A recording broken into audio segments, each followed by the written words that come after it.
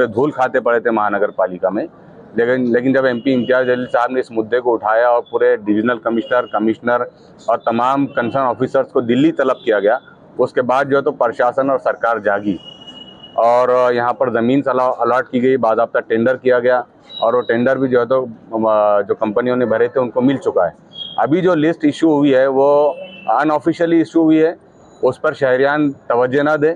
आपको बाज़ाब्ता जो है तो महानगर पालिका की तरफ से कांटेक्ट किया जाएगा और आपको वहाँ पर बुलाकर आपसे जो भी प्रोसीजर है उसका वो प्रोसीजर कंप्लीट करवाया जाएगा और उसके बाद इंशाल्लाह वो घर अलॉट हो गए।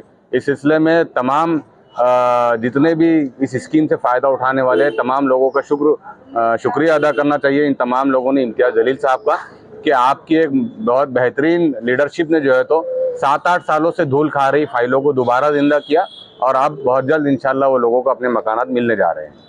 और ये जो लिस्ट डाली ये क्यों गुमराह कर रही है, क्या वजह है? देखिए, असल में लिस्ट इशू करके कुछ दलाल आपसे पैसे वसूलना चाहते हैं। हमारी सीधे तौर पे तमाम शहरियान से या इस स्कीम से फ़ायदा उठाने वालों से सीधे तौर पर कहना है कि आप इस लिस्ट के बहकावे में ना आए, किसी दलाल को 1 रुपया ना दे, बल्कि सीधा अगर आपका नाम आता है तो आपको महानगर पालिका के अधिकारी, यहाँ के ऑफिसर्स और खुद मजलिस इत्तेहादुल मुस्लिमीन के जिम्मेदारान आपके टच में रहेंगे। हमारी आपसे सीधे तौर पर दरख्वास्त है कि आप किसी के बहकावे में ना आए, किसी को भी 1 रुपया ना दे। जो भी प्रोसीजर रहेगा वो ट्रांसपेरेंसी के साथ महानगर पालिका में होगा और उसकी मदद के लिए मजलिस की पूरी टीम इंशाल्लाह आपके साथ खड़े रहेगी।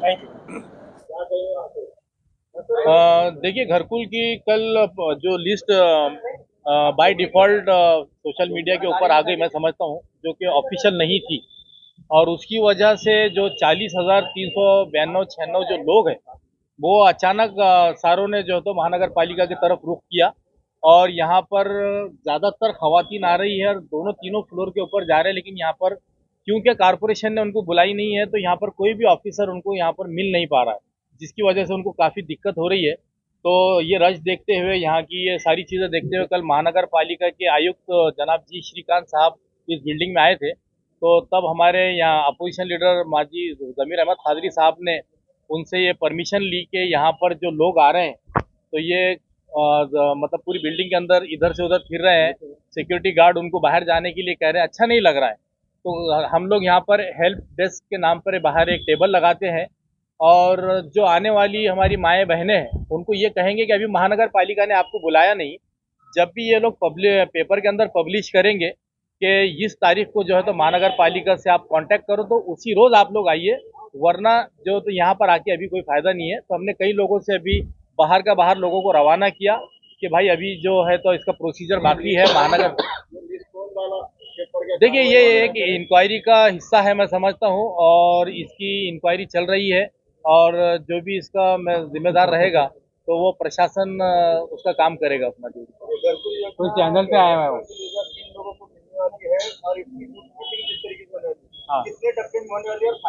तो पेपर में नहीं हो। देखिए, मैं समझता हूँ कि इसके 3 हिस्से हैं। एक किराएदार का है, एक जो है तो ज़मीन वालों का है जो बना के देना है, और 3 अलग अलग इलाकों के अंदर इसके शहर के अंदर जो है तो इसकी बिल्डिंगें बनने वाली है। और जो लोग इसके अंदर सेलेक्ट हुए हैं तो उन्हीं को कॉल किया जाएगा और उसके बाद में जो भी अमाउंट रहेगा उसका अलग अलग इलाकों का अलग अलग अमाउंट है। पहले 10% उसके अंदर उनको भरना है, 10% भरने के बाद में उसका ऑक्शन होगा, उसके बाद में उसका प्रोसीजर जैसा ये गवर्नमेंट तय करती है उसके हिसाब से रहेगा। तो जैसा जैसा हमारे सामने डिटेल आएगी हम लोग भी पब्लिक के सामने रखेंगे और उनकी सहूलत के लिए हम लोग भी काम करेंगे। नागरिकों को क्या आह्वान करेंगे? नागरिकों को यही आह्वान करूंगा कि अभी जब तक ऑफिशियल पेपर के अंदर महानगर पालिका की तरफ से आपको यहाँ पर नहीं बुलाया जाता तो आप लोग महानगर पालिका अभी ना आए और ये लिस्ट जो है ये आप ही के पास रखे। जिस वक्त महानगर पालिका कहेगी या आपको कॉल आएगा उस वक्त आप महानगर पालिका आ सकते हैं। देखिए, ये प्रधानमंत्री घरकुल आवास योजना के ताल्लुक से शहर औरंगाबाद के अंदर 44,000 लोगों के लगभग कुछ लोगों के नाम फॉर्म जो है तो भरे गए कारपोरेशन के अंदर, और ऑनलाइन के ऊपर बोलो या कैसी तो भी एक लिस्ट जो है तो शहर में डिक्लेयर हुई, उसके अंदर कई लोगों के नाम और कई लोगों के नंबर है, जिसमें लोग काफ़ी परेशान हो गए कि लोगों को ये लगने लगा कि शायद सारे उनके घरों के काम मंजूर हो चुके हैं और यहाँ से कुछ तो भी घर के अलॉटमेंट लेटर मिल रहे हैं।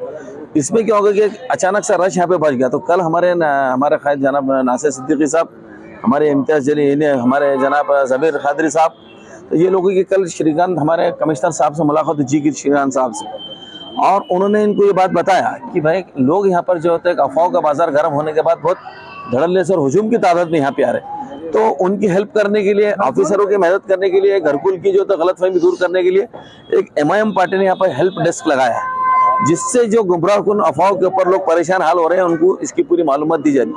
देखिए, घरकुल योजनाओं के नाम इसमें कोई शक नहीं कि दाखिल किए जा चुके हैं और घरकुल योजना के जो तो काम भी शुरू होने जा रहे हैं।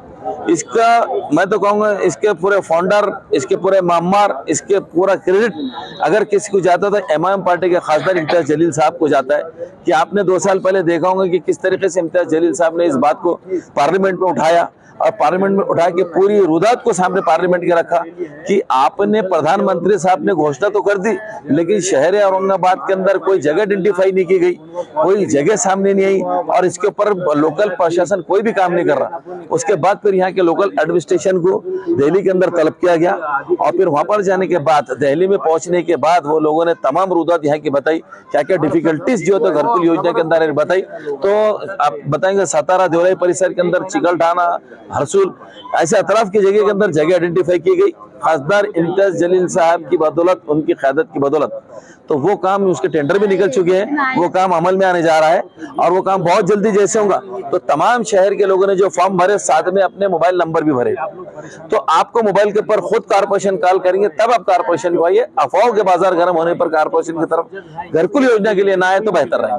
स्कीम के लिए जो मसाइल शहर भर में चल रहे हैं, आप देख रहे हैं कि लोग तो यहाँ पर बहुत ज़्यादा परेशान हो रहे हैं और कल हमने यहाँ पर देखा कि बहुत से ख़वातीन आगे हैं तो यहाँ पर खड़े हो गए थे, कोई ऊपर जा रहे हैं, कोई नीचे जा रहे हैं। बताया जाता है कि वो जो लिस्ट है तो अनऑफिशियल है, तो डिक्लेयर हो गई है और उसकी वजह से लोग बहुत प्रॉब्लम में क्रिएट हो रहा है लोगों के लिए। तो मजलिस इत्तेहादुल मुस्लिमीन की जानिब से हमारे नासिर सिद्दीकी साहब, आरिफ हुसैनी, फिरोज़ खान साहब और जो ग्रुप है हमारा पूरा, उन्होंने तो ये कोशिश की कि लोगों के जो मसाइल हैं, जो लोग यहाँ पर प्रॉब्लम लेकर आ रहे हैं, वो बैठकर सॉल्व करें, उन्हें बताएं कि भाई उन्हें क्या करना चाहिए। क्योंकि फ़िलहाल जो लिस्ट है उसको लेकर बहुत से चर्चे यहाँ पे चल रहे हैं।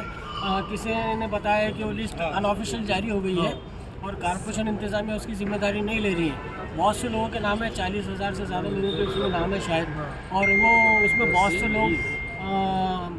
लोगों के मुख्तस हुए हैं घर और बहुत से लोग ऐसे ही रह गए, उसमें रिजेक्ट हुए उनके एप्लीकेशन। तो हम ये चाहते हैं कि जो लोग परेशान हाल है वो आके तो ये टीम से रब्ता कायम कर सकते हैं ताकि उनके जो ऊपर जाकर दुश्वारी हो रही है वो दुश्वारी ना हो सके और लोगों के मसाइल हल हो सके। शहर का कोई भी शख्स आकर यहाँ पर मालूमात हासिल कर सकता है। हम भाड़े के घर में, हमारी जिंदगी जा रही भाड़े के घर में, घर नहीं है हमारे को। तो आपने फॉर्म भरे हुए हैं क्या? हाँ। तो आपको कैसा मालूम पड़ा यहाँ पर?